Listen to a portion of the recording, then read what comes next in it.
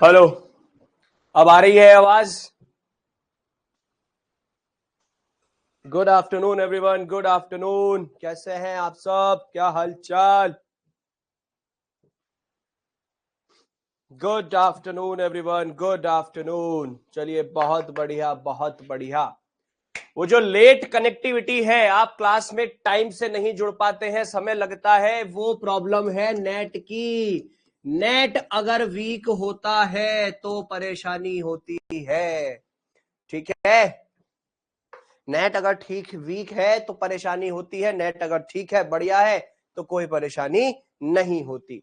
आज हम शुरू कर रहे हैं सेकंड ईयर का CPM, community pharmacy and management, ठीक है। चैप्टर नंबर 1 जो कि है कम्युनिटी फार्मेसी प्रैक्टिस, ठीक है। तो इसके कुछ टॉप 5 या टॉप 6 क्वेश्चंस को आज हम करने वाले हैं, जो कि आप सभी के लिए काफी बेनिफिशियल रहेगा, स्पेशली बीटी यूपी की जो हमारे एग्जाम्स नजदीक आते जा रहे हैं उनमें। तो चलिए, सबसे पहला क्वेश्चन है, write down the types of pharmacy practice. Pharmacy practice के प्रकार लिखिए, ठीक है। फार्मेसी प्रैक्टिस के प्रकार यानी कि उसके टाइप्स लिखिए। सबसे पहला आता है कम्युनिटी फार्मेसी, ठीक है। कम्युनिटी फार्मेसी, इसमें हम जो है रिटेल सेल करते हैं, ठीक है। रिटेल सेल करते हैं यानी कि खुदरा स्तर पर दवाइयों का वितरण यानी कि डिस्पेंसिंग, और पेशेंट काउंसलिंग यानी कि पेशेंट्स को परामर्श दिया जाता है, उनको समझाया जाता है, ठीक है, उनको समझाया जाता है। उसके बाद आती है हॉस्पिटल फार्मेसी, ठीक है। हॉस्पिटल फार्मेसी, अस्पतालों में दवाओं की खरीद, उनका भंडारण और उनका वितरण, ठीक है। डील्स विद प्रोक्योरमेंट, स्टोरेज और डिस्पेंसिंग इन हॉस्पिटल्स, ठीक है। कम्युनिटी फार्मेसी में तो मेडिसिन का वितरण हो रहा है, डिस्पेंसिंग और परामर्श दिया जा रहा है पेशेंट्स को। हॉस्पिटल फार्मेसी में दवाइयों की खरीद, उनका भंडारण और उनका वितरण, उससे संबंध है। नेक्स्ट है क्लिनिकल फार्मेसी। क्लिनिकल फार्मेसी में सीधा सीधा जो ध्यान होता है दवा के उपयोग पे, कि सही तरीके से कैसे उपयोग हो और डायरेक्ट पेशेंट केयर हो, प्रत्यक्ष रोगी देखभाल पर जो है बेसिकली केंद्रित होता है, ठीक है। सामने से डायरेक्ट पेशेंट की देखभाल की जा सके, ठीक है, और रैशनल ड्रग यूज पे फोकस किया जा सके, वो हमारा क्लिनिकल फार्मेसी में आता है। फिर आती है बात इंडस्ट्रियल फार्मेसी की। इंडस्ट्रियल फार्मेसी के अंदर एक तो निर्माण कार्य चलता है दवाइयों का, ठीक है, पैकेजिंग होती है, और क्वालिटी कंट्रोल यानी कि एक तरीके से गुणवत्ता कि कैसी क्वालिटी की ड्रग्स है उसके ऊपर फोकस्ड होते हैं।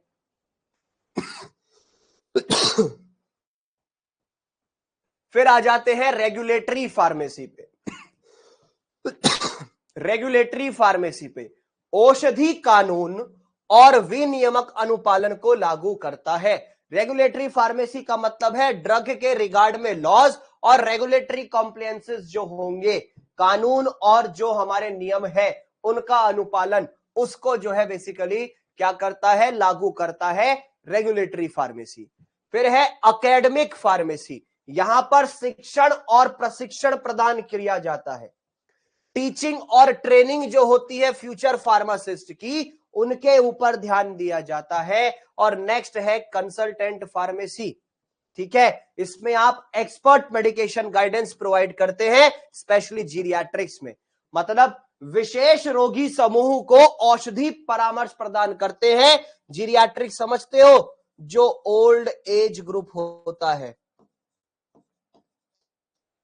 ठीक है, जो ओल्ड एज ग्रुप होता है वो हमारा जीरियाट्रिक में आता है। Good afternoon everyone, good afternoon, ठीक है।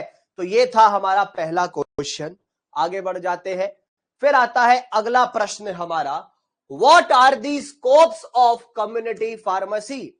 अब भैया कम्युनिटी फार्मेसी का क्षेत्र क्या होता है, इसके स्कोप्स क्या क्या है, कहां कहां पर हम अपना एक करियर बना सकते हैं, उसके ऊपर बात करेंगे। सबसे पहला है डिस्पेंसिंग ऑफ मेडिसिन, मतलब जो हमारी मेडिसिन होती हैं उनका वितरण करना, दवाइयों को देना एज पर फिजिशियंस प्रिस्क्रिप्शन, मतलब डॉक्टर का जो पर्चा होता है, ठीक है, उसके अनुसार वितरण करना है, उसके अनुसार उसी के अकॉर्डिंग वितरण यानी कि डिस्पेंसिंग करना है दवाइयों का, मेडिकेशंस का। वो हमारा जो है बेसिकली डिस्पेंसिंग ऑफ मेडिकेशंस के अंतर्गत आता है। इस चीज पर फोकस कीजिएगा। उसके बाद है पेशेंट काउंसलिंग, रोगी परामर्श, ठीक है, हमें सूचना देनी है, उन्हें समझाना है कि दवाइयों का इस्तेमाल कैसे करना है, उनके दुष्प्रभाव क्या होते हैं और उनके अनुपालन के बारे में भी जानकारी देनी है। पेशेंट काउंसलिंग से सिर्फ और सिर्फ ये समझिए कि हमें दवाइयों के प्रति जागरूकता फैलानी है, मरीजों को चीजों के बारे में बताना है कि ये दवाई ली गई है तो क्यों ली गई है, आपको कौन सी बीमारी है, इसको लेना कैसे है, कब लेना है, क्यों लेना है, इसके साथ अगर आपने ये वाला खाना खाया तो ये दिक्कत होगी तो क्यों होगी, इस खाने को खाया तो कोई परेशानी नहीं होगी। ये सारी सूचना, ये सारी जानकारी एक कम्युनिटी फार्मासिस्ट, ठीक है, मरीजों को देता है, उनको इंफॉर्मेशन प्रोवाइड करेगा दवाइयों के इस्तेमाल पे, साइड इफेक्ट्स पे, अधरेंस पे, कि भैया आपको अनुपालन भी करना पड़ेगा तभी जाकर के ठीक हो सकेंगे अच्छे से। फिर आती है हेल्थ स्क्रीनिंग। कम्युनिटी फार्मासिस्ट जो है हेल्थ स्क्रीनिंग भी कर सकता है। कैसे? बीपी वाली मशीन से ब्लड प्रेशर नाप सकता है, ठीक है, बीपी वाली मशीन से ब्लड प्रेशर नाप सकता है, ग्लूकोमीटर से वो ग्लूकोज नाप सकता है, ठीक है, स्टेथोस्कोप से हार्ट बीट्स को मेजर कर सकता है, पल्स ऑक्सीमीटर से ऑक्सीजन को मेजर कर सकता है। तो भैया हेल्थ स्क्रीनिंग भी फार्मासिस्ट करता है, जो ये हमारा कम्युनिटी फार्मासिस्ट होता है, ठीक है। आगे बढ़ जाते हैं। प्रमोशन ऑफ सेल केयर, मतलब ओटीसी मेडिकेशंस पे मार्गदर्शन देना, उनको गाइड करना। ओटीसी मेडिकेशन क्या बला आ गई सर, यू तो पता ही ना है, ओवर द काउंटर ड्रग्स कहते हैं। Over the counter drugs, over the counter drugs वो ओटीसी ड्रग्स होती है। मंजे ये कि जी इसके लिए आपको डॉक्टर के प्रिस्क्रिप्शन की रिक्वायरमेंट नहीं होगी, आपको डॉक्टर की दवाई का पर्चा नहीं चाहिएगा, ठीक है। बिना डॉक्टर की दवाई के पर्चे से आप जो है मेडिसिन ले सकते हैं। सेल्फ केयर मतलब छोटी मोटी बीमारी जैसे फीवर हो गया, बुखार हो गया, खांसी जुकाम हो गया, ठीक है, कफ एंड कोल्ड हो गया, या दर्द हो रहा है, तो उसमें डायरेक्ट दवाइयों का नाम लेकर के आप जाओ फार्मेसी स्टोर पे, मेडिकल स्टोर पे, उसको बता दो कि ये दवा दे दो। जैसे डोलो लेते हो, ठीक है, जैसे आप जो है पैरासिप लेते हैं, ठीक है, जैसे आप जो है डायनापार ले आते हैं, तो भैया ये ओवर द काउंटर मेडिकेशंस है, इनके लिए डॉक्टर के मेडिकेशंस के पर्चे की रिक्वायरमेंट नहीं होती है। फिर है फार्माकोविजिलेंस। अब एडवर्स ड्रग रिएक्शंस, दवाओं के दुष्प्रभावों की रिपोर्टिंग करना, ठीक है, प्रतिकूल प्रभाव जो होते हैं, रोग प्रतिरोधक जो बेसिकली है हमारे एडवर्स ड्रग रिएक्शंस, उन पे निगरानी रखना, उन पे निगरानी रखना, ये जिम्मेदारी भी किसकी होती है? कम्युनिटी फार्मासिस्ट की होती है, उनको रिपोर्ट करें। अगर किसी मरीज में ऐसा लगता है कि एडवर्स ड्रग रिएक्शंस हो रहे हैं, तुरंत सूचना दो। उसके बाद है हेल्थ एजुकेशन, यानी कि स्वास्थ्य शिक्षा, समुदाय में रोगों की रोकथाम और जागरूकता फैलाना, कम्युनिटी अवेयरनेस ऑन डिजीजेस, बीमारी के प्रति, ठीक है, आम जनता में, समुदाय में रोगों की रोकथाम और जागरूकता के लिए काम करना, उसके लिए जो है बेसिकली उस नॉलेज को स्प्रेड करना, फैलाना, ये हमारा बेसिकली कम्युनिटी फार्मासिस्ट का जिम्मेदारी होती है, उसका जो है बेसिकली कार्य होता है। आवाज कैसे नहीं आ रही? आवाज तो बेटा आ रही होगी, ऐसी बात नहीं है।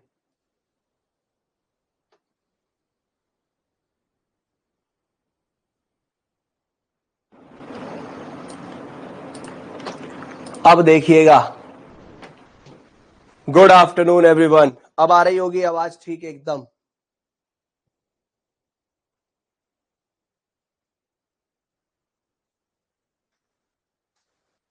चलो बढ़िया, आगे बढ़ते हैं। Right a short note on how community pharmacy developed in India. Bharat में कम्युनिटी फार्मेसी का विकास कैसे हुआ उसके बारे में बताइए। ठीक है, हमारे इंडिया में कम्युनिटी फार्मेसी का डेवलपमेंट कैसे हुआ। सबसे पहला हुआ क्या, प्रारंभिक दुकानें, अर्ली केमिस्ट शॉप। सबसे पहले हमारी दुकानें खुली। ठीक है, सबसे पहली केमिस्ट शॉप जो थी, पहली दुकान 1811 में शुरू हुई थी। सबसे पहली दुकान, ठीक है, 1811 में शुरू हुई थी। उसके बाद आता है लीगल रिकॉग्निशन, यानी कि कानूनी मान्यता। फार्मेसी एक्ट 1948 रेगुलेट करता है फार्मेसी प्रैक्टिस को। फार्मेसी अधिनियम 1948 के माध्यम से नियमन। फार्मेसी एक्ट 1948 रेगुलेट करेगा फार्मेसी प्रैक्टिस को। किसको? फार्मेसी प्रैक्टिस को। लीगल रिकॉग्निशन की बात चल रही है, यानी कि कानूनी मान्यता। ठीक है, फार्मेसी एक्ट 1948 ने फार्मेसी प्रैक्टिस को रेगुलेट किया, नियंत्रित किया। उसके बाद है एजुकेशन एक्सपेंशन। धीरे धीरे फिर शिक्षा का विस्तार हुआ। डी फार्मा और बी फार्मा की शुरुआत हुई, जिससे कि हम आगे जाकर के रजिस्टर्ड फार्मासिस्ट बन सके। ठीक है, रजिस्टर्ड फार्मासिस्ट बनने के लिए क्या हुआ, डी फार्मा और बी फार्मा की शुरुआत कराई गई। उसके बाद है हमारा पेशेंट सेंटर्ड फोकस।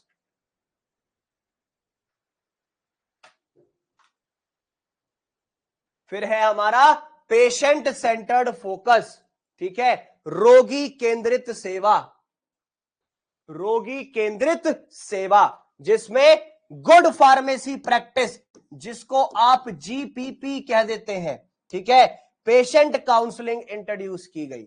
जीपीपी और पेशेंट काउंसलिंग के माध्यम से सुधार किया गया। ठीक है, बिल्कुल ठीक बात राजा जी, कोलकाता में हुआ था, बहुत बढ़िया। टेक्नोलॉजिया आया फिर हमारा, यानी कि टेक्नोलॉजिकल ग्रोथ आई, तकनीकी उन्नति जिसको कहते हैं।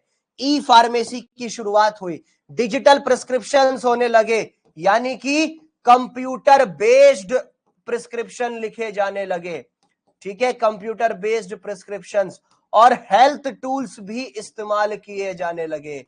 ठीक है, हेल्थ टूल्स का भी उपयोग होने लगा। इस तरीके से धीरे धीरे हमारी जो ये कम्युनिटी फार्मेसी है, इसकी शुरुआत हुई हमारे भारत में। ठीक है, इस माध्यम से शुरुआत हुई हमारे भारत में। फिर आता है explain the role of community pharmacist. Community pharmacist की भूमिका स्पष्ट कीजिए। बीटी यूपी 2023 का सवाल है।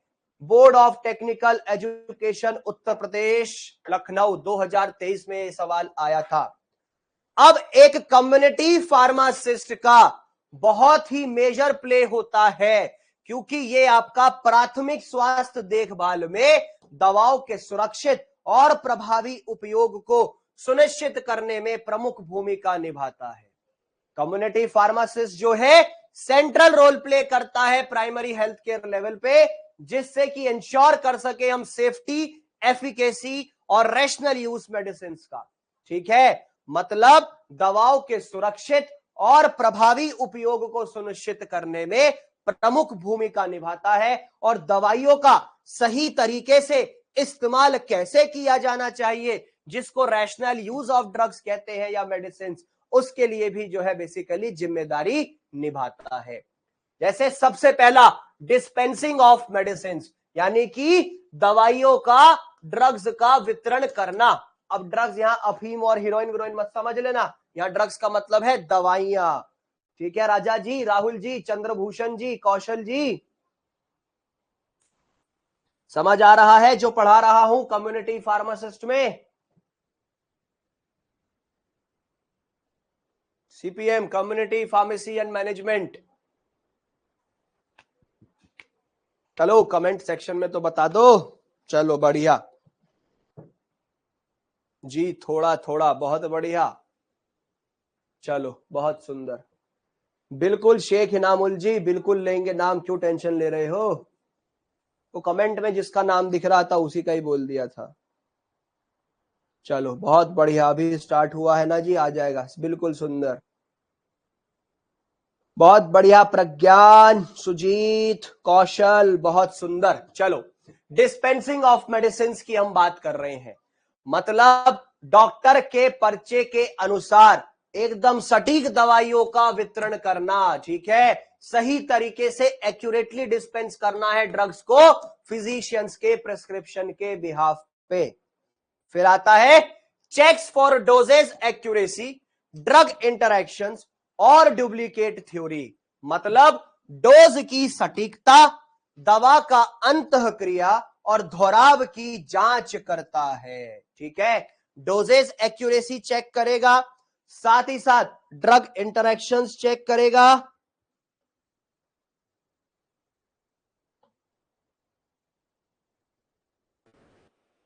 ठीक है, और डुप्लीकेट थेरेपी, ठीक है, और डुप्लीकेट थेरेपी। आगे बढ़ते हैं, पेशेंट काउंसलिंग यानी कि रोगी परामर्श, ठीक है, पेशेंट काउंसलिंग जिसको हम कहते हैं रोगी परामर्श, ये हमारा जो है बेसिकली एजुकेट करेगा पेशेंट्स को डोजेस के रिगार्ड में, एडमिनिस्ट्रेशन के रिगार्ड में, स्टोरेज के रिगार्ड में और साइड इफेक्ट्स के रिगार्ड में, खुराक, सेवन विधि, भंडारण और दुष्प्रभावों की जानकारी देता है, ठीक है।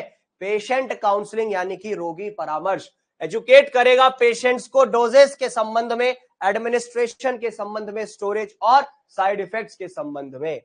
फिर आता है resolve queries and promotes adherence to treatment, मतलब रोगी की शंकाएं हल करता है और उपचार अनुपालन बढ़ाता है, ठीक है, रोगी की शंकाओं को हल करेगा और उपचार अनुपालन भी बढ़ाएगा। फिर आता है हेल्थ स्क्रीनिंग यानी कि स्वास्थ्य जांच, ठीक है, फिर आता है हेल्थ स्क्रीनिंग यानी कि स्वास्थ्य जांच, तो आपके ब्लड प्रेशर की जांच कर सकता है, ठीक है, ब्लड शुगर की जांच कर सकता है, बीएमआई चेक कर सकता है, ऑक्सीजन चेक कर सकता है ऑक्सीमीटर की हेल्प से, तो इस तरीके से भी अपने कार्य कर सकता है कि जैसे, ठीक है, ब्लड शुगर भी पता लगा सकता है, तो कई सारी चीजें होती हैं। बायोकेमिस्ट्री का भी वन शॉट आएगा और थेराप्यूटिक्स का भी वन शॉट आएगा, टेंशन मत लो, जल्दी आएगा बेटा। शैली कौशिक जी परेशान मत होइए, ठीक है, और साथ ही साथ ये कम्युनिटी फार्मासिस्ट मदद करता है बीमारियों की प्रारंभिक पहचान करने में और जरूरत पर रेफर भी करता है, ठीक है, अर्ली डिटेक्शन जो है डिजीज का, बीमारियों का, ठीक है, शुरुआती दौर में प्रारंभिक पहचान करना और रेफरल यानी कि जरूरत पड़ने पर रेफर भी करता है आगे मरीजों को, उसमें जो है बेसिकली कार्य करेगा। नेक्स्ट आता है रैशनल ड्रग यूज यानी कि तर्क संगत दवा उपयोग, सही तरीके से दवाओं का उपयोग किया जाए, उसमें भी अपना जो है अहम भूमिका निभाता है, ठीक है। ये क्या काम करेगा, एंटीबायोटिक्स का उचित उपयोग सुनिश्चित करता है, ठीक है, एंटीबायोटिक्स का जो ठीक है, एंटीबायोटिक यूजेस और मिसयूज को अवॉइड करने में मदद करता है। फिर आता है फार्माकोविजिलेंस, ठीक है, क्या आता है, फार्माकोविजिलेंस, दवाओं के प्रतिकूल प्रभावों की निगरानी और रिपोर्टिंग करता है, ठीक है, मॉनिटर करेगा एडवर्स ड्रग रिएक्शंस को, और साथ ही साथ अगर पता चलता है कि किसी भी मरीज को, पेशेंट में एडवर्स ड्रग रिएक्शंस हो रहे हैं तो उनको रिपोर्ट भी करेगा, तुरंत उनको क्या करेगा, आगे बढ़ाएगा, मींस अब एडवर्स ड्रग रिएक्शन बढ़ाएगा, बात आगे बढ़ाएगा कि भैया इस बंदे में, इस बंदी में, मरीज में ऐसे ऐसे हो रहा है, जल्दी से आकर के एक्शन लीजिए, ठीक है, एडवर्स ड्रग देखे जा रहे हैं। फिर आता है OTC medicine guidelines, OTC medicine guidance यानी कि ओवर द काउंटर ड्रग्स पे सलाह देना, गाइडेंस देना, यह सामान्य बीमारी के लिए उचित ओवर द काउंटर ड्रग की जानकारी भी देगा। जैसे मान लो अब किसी को बुखार हो जाए, खांसी हो जाए, जुखाम हो जाए, पेन होने लगे, पेट में दर्द होने लगे, स्टमक जिसे कह देते हैं, हेडेक होने लगे, या आमतौर पर चक्कर आने लगे, डिजीनेस हो जाए, तो ऐसे में अब ये वो कंडीशंस हैं जिसमें बिना डॉक्टर की दवाई के पर्चे के आपको दवाई मिल सकती है, तो आपको वो उनकी जानकारी देगा, जो कम्युनिटी फार्मासिस्ट है उनके बारे में आपको बताएगा, आपको जानकारी देगा। आगे बढ़ जाते हैं। फिर है पब्लिक हेल्थ प्रमोशन। जो ये क्या काम करता है, जितने भी आपके बेसिकली हेल्थ कैंप्स होते हैं, यानी कि स्वास्थ्य शिविर, वैक्सीनेशन, टीकाकरण, ठीक है, और अवेयरनेस कैंपेन्स, जागरूकता फैलाने में जो होता है उनमें भाग लेता है। ठीक है, पब्लिक हेल्थ प्रमोशन कैसे करेगा, सार्वजनिक स्वास्थ्य जागरूकता कैसे फैलाएगा, ये हेल्थ कैंप्स में पार्टिसिपेट करता है, वैक्सीनेशन ड्राइव्स में पार्टिसिपेट करता है और अवेयरनेस कैंपेन्स में। उसके बाद आता है record keeping and inventory, record और स्टॉक प्रबंधन। ठीक है, ठीक है। अब दवाओं की जो खरीद है यानी कि परचेज, दवाओं का जो वितरण है यानी कि डिस्पेंसिंग, और रोगी रिकॉर्ड जिसको आप पेशेंट रिकॉर्ड डेटा कहते हैं, उसका रख रखाव करता है। मतलब मेंटेन करेगा ड्रग परचेज को, डिस्पेंसिंग को और पेशेंट रिकॉर्ड डेटा को, उस पे जो है बेसिकली कार्य करता है, उस पे फोकस्ड रहता है। आगे बढ़ते हैं। What are the roles and responsibilities of central community pharmacist. अब रोल्स एंड रेस्पॉन्सिबिलिटीज क्या है सेंट्रल कम्युनिटी फार्मासिस्ट की, केंद्रीय कम्युनिटी फार्मासिस्ट की भूमिकाएं और उनका उत्तरदायित्व क्या होता है, ये हमें बताना है। अब जो सेंट्रल कम्युनिटी फार्मासिस्ट है, ये फार्मेसी ऑपरेशंस को मैनेज करती है पर्टिकुलर हेड ऑफिस पे या सेंट्रल हब पे, फार्मेसी चेन और नेटवर्क के थ्रू। मतलब केंद्रीय फार्मासिस्ट फार्मेसी की, ठीक है, सभी शाखाओं में सेवाओं के संचालन और निगरानी के लिए उत्तरदायित्व होती है। जैसे प्रोक्योरमेंट एंड इन्वेंट्री मैनेजमेंट है, खरीद और भंडारण प्रबंधन, न्यूनतम और अधिकतम स्टॉक स्तर बनाए रखता है।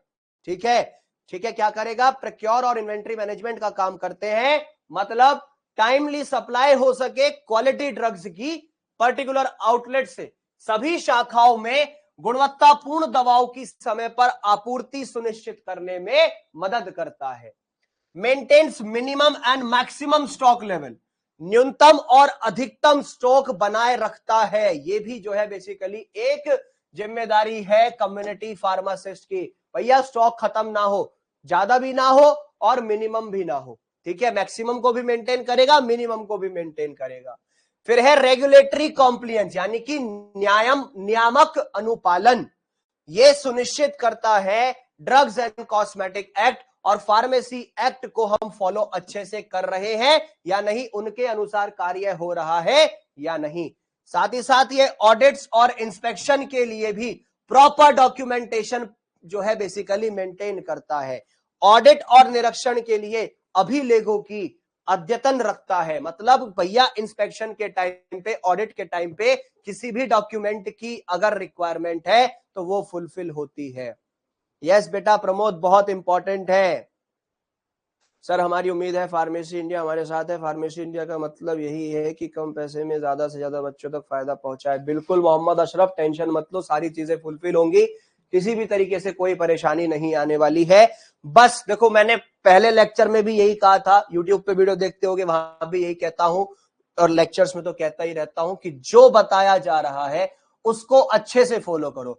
बताने का काम हमारा है, उसका पालन करने का जिम्मा आपका है।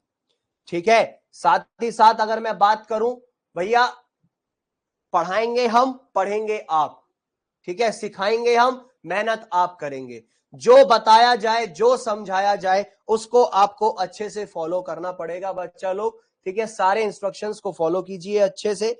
ठीक है, इन सबको फॉलो अच्छे से करते रहिए, देन आगे जाकर के आपने जो हमने बताया, हमने समझाया, हमने पढ़ाया, हमने जो मैटर दिया, उसको आपने अच्छे से फॉलो किया, फुलफिल किया, तो वो आपके लिए काफी हेल्पफुल रहेगा। कोई बात नहीं अनुज मिश्रा जी, कोई दिक्कत नहीं है, हिंदी इंग्लिश मिक्स भी लिख सकते हो। ठीक है, राजा कुमार प्रजापति, फार्माकोविजिलेंस का मतलब है कि भैया जब एडवर्स ड्रग रिएक्शंस होते हैं तो उनको रिपोर्ट करना और मॉनिटर करने की जिम्मेदारी फार्माकोविजिलेंस की है। ठीक है, आगे बढ़ते हैं। फिर आती है स्टाफ ट्रेनिंग एंड सुपरविजन, यानी कि प्रशिक्षण और पर्यवेक्षण। ठीक है, ये फार्मासिस्टों के लिए प्रशिक्षण कार्यक्रम आयोजित कराता है। जो हमारे फार्मासिस्ट है, ठीक है, उनके लिए रिफ्रेशर ट्रेनिंग और ओरिएंटेशन करवाएगा, प्रशिक्षण कार्यक्रम करवाता है, उनको आयोजित करवाता है। ठीक है, फार्मेसी असिस्टेंट्स को गाइड्स करता है एसओपीज और ऑपरेशंस के लिए। ऑपरेशन मतलब कि कैसे काम करना है, स्टैंडर्ड ऑपरेटिंग प्रोसीजर एसओपी होता है। सहायकों को मानक प्रक्रियाओं में प्रशिक्षित करता है। फिर आता है क्वालिटी अश्योरेंस, यानी कि गुणवत्ता आश्वासन। क्या है? गुणवत्ता आश्वासन। बिल्कुल बेटा, इतना भी लिखाओगे वो भी बहुत रहेगा। ठीक है, कुछ अपनी तरफ से ऐड करना चाहो तो वो कर सकते हो। ठीक है, क्वालिटी एश्योरेंस में monitors drug storage, expiry date compliance and labelling, दवाओं के भंडारण या समाप्ति तिथि और लेबलिंग की निगरानी करता है। ठीक है, मॉनिटर करेगा ड्रग स्टोरेज को, एक्सपायरी डेट कॉम्प्लियंस को और लेबलिंग को। यह जिम्मेदारी होती है एक कम्युनिटी फार्मासिस्ट की। फिर आता है कम्युनिकेशन एंड कोऑर्डिनेशन, समन्वय और संचार, कम्युनिकेशन एंड बेसिकली कोऑर्डिनेशन। तो ये बेसिकली आपका प्रबंधन और शाखाओं के बीच मध्यस्थ का कार्य करता है। ठीक है, एक्ट करता है बेसिकली एक लिंक के तौर पे मैनेजमेंट और ब्रांच फार्मेसीज के बीच में।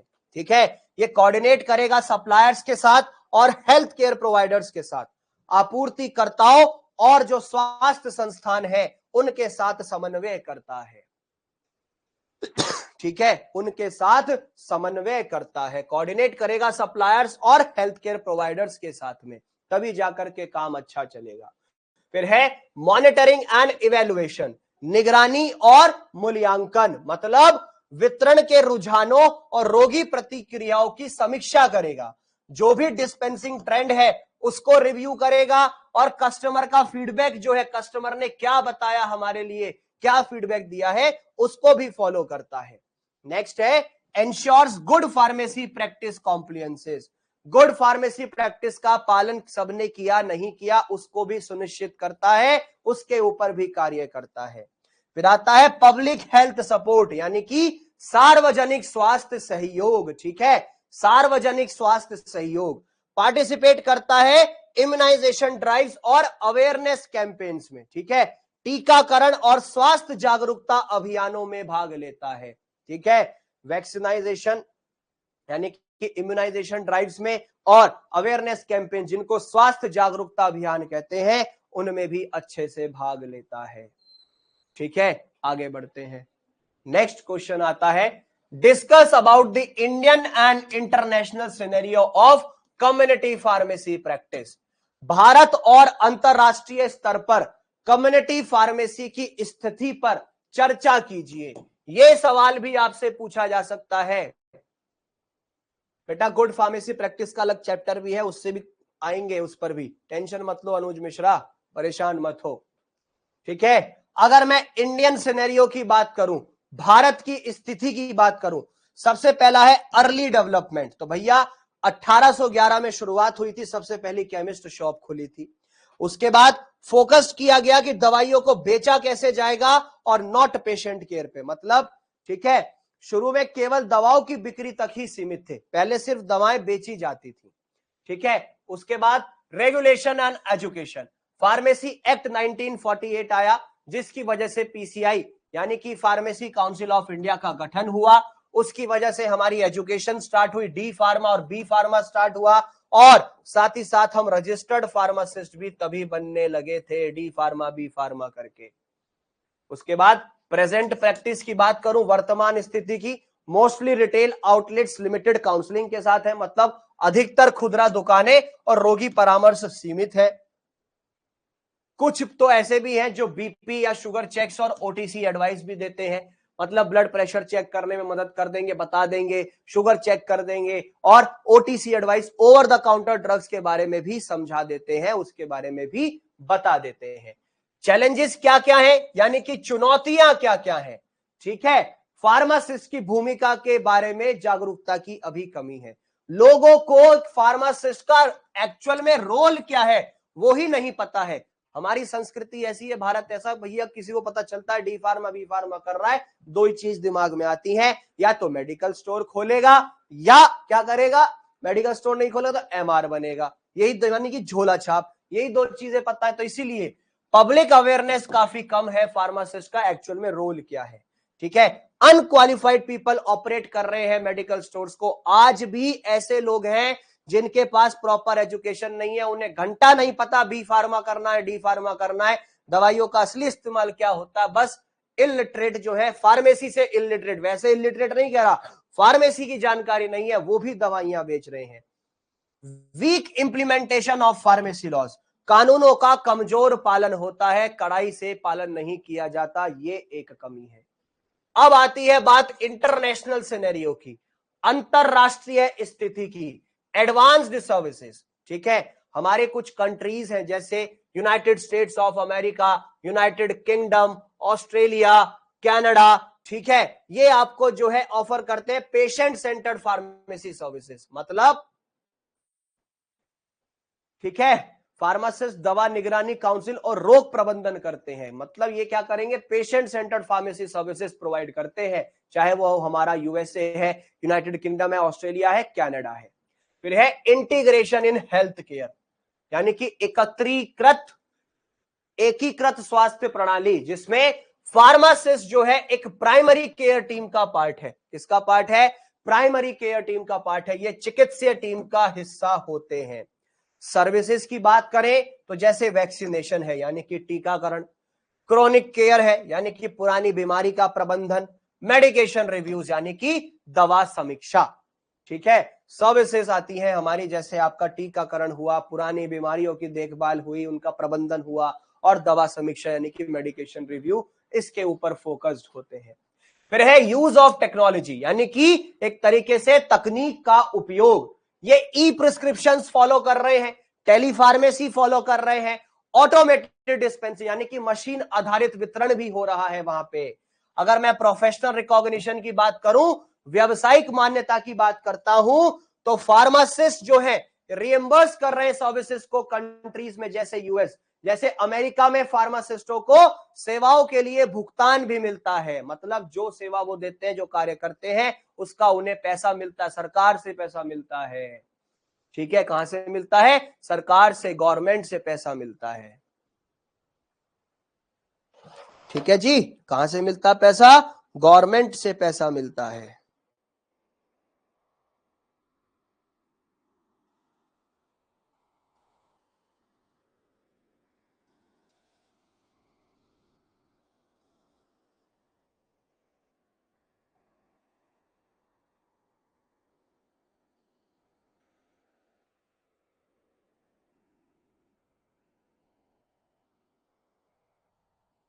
अब एक बच्चे ने पूछा था कि सर अगर आप बुरा ना माने तो हमें जो है उसके बारे में बता दो। किसके बारे में बता दो, सर जीपीपी के बारे में बता दो, यानी कि good pharmacy practice. Good pharmacy practice का मतलब है कि एक फार्मासिस्ट किस तरीके से देखभाल कर रहा है पेशेंट की, उसे अपना काम जो करना है वो अच्छे से करना है। ठीक है, मतलब अच्छी क्वालिटी की सर्विसेज प्रोवाइड करे पेशेंट्स को, सारे नियम कायदे कानूनों का पालन करे। ठीक है, साथ ही साथ ये जो प्रैक्टिस है हमारी फार्मेसी की, इसका मतलब है कि जो लोगों की रिक्वायरमेंट है, उनकी बेसिक नीड्स है, वो हम फुलफिल कर पाए, यानी कि फार्मासिस्ट। साथ ही साथ फार्मासिस्ट अपनी सर्विसेज में किन चीजों का उपयोग कर रहा है, कैसे कर रहा है, वो निर्भर करती है। जो भी वो अगर ड्रग्स का इस्तेमाल करेगा, दवाइयां जो देगा, वो सब एविडेंस बेस्ड होनी चाहिए, एविडेंस बेस्ड मेडिसिन का उपयोग किया जाए, उस रहे। ठीक है, ये सारी चीजें हमारी इसके अंतर्गत आती हैं। ठीक है सर, मिला जुला के इंडिया के फार्मेसी का कोई इज्जत नहीं है, और फॉरेन कंट्री में बहुत अच्छी पेमेंट और वैल्यू प्रेजेंट है। बेटा आपसे पहले जो गवर्नमेंट रही हैं, जिनके टाइम पे ये सारी चीजें शुरू हुई थी, अगर वो उस टाइम से ही फोकस हो जाती, उस टाइम से ही ध्यान देती, तो ऐसी बेकदरी ना होती। ऐसा नहीं है पहले तो देखो 2014 से पहले की बात करें, अब देखो यहाँ बीजेपी कांग्रेस नहीं है, मैं सिंपल एक बात बता रहा हूँ डेवलपमेंट के बेसिस पे। उससे पहले आपका लाइसेंस 500 रुपए 1000 रुपए महीने के लिए जाता था, आपको 10,000 मिल गए, 20,000 मिल गए, 30,000 मिल गए। आज के टाइम पे कोई किराए पे भी दे रहा है तो 50-50 60-60 हजार मिल रहे हैं उसको, ऐसी बात नहीं है, डिपेंड करता है कि वो कर क्या रहे हैं।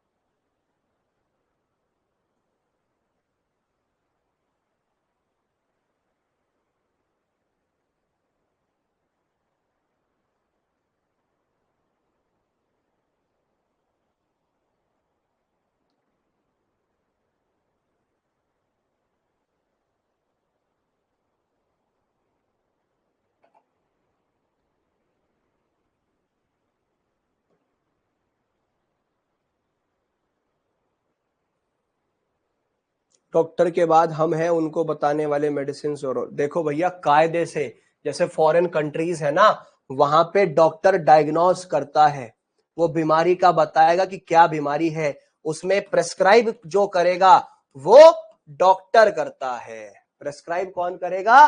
डॉक्टर करता है।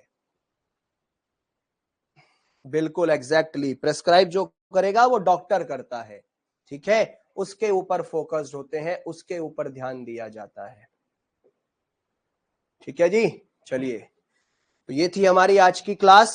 आई होप सारी चीजें अच्छे से क्रिस्टल क्लियर हुई होंगी, सारी चीजें समझ आई होंगी। ठीक है, ऐसे ही अपनी मेहनत करेंगे, अच्छे से चलेंगे। ठीक है, तो चलिए मिलेंगे नेक्स्ट क्लास में, तब तक के लिए अच्छे से मेहनत कीजिए, अच्छे से पढ़ाई कीजिए। शाम में जो क्लास है हमारी 6 बजे फार्मेसी लॉ एंड एथिक्स की, उस क्लास में मिलते हैं। ठीक है, तब तक के लिए जय हिंद। कॉलेज वाले बोलते हैं कि डी फार्मा करके तुम 50,000 की नौकरी भी नहीं मिल सकती है। भैया वो डिपेंड करता है, डी फार्मा करके लोग बाग 1.5-2 लाख भी कमा रहे हैं, चाहे वो मार्केटिंग में कमा रहे हैं, प्रोडक्शन में कमा रहे हैं, सब निर्भर करता है हमारी मेहनत के ऊपर, हमने कैसी मेहनत की है। अब तुम सोच रहे हो नॉन अटेंडिंग डी फार्मा करके हम जो है बिल्कुल आसमान चीर देंगे, तो ऐसा तो पॉसिबल है नहीं। एसओपी की फुल फॉर्म है standard operating procedure, standard operating procedure, SOP की फुल फॉर्म।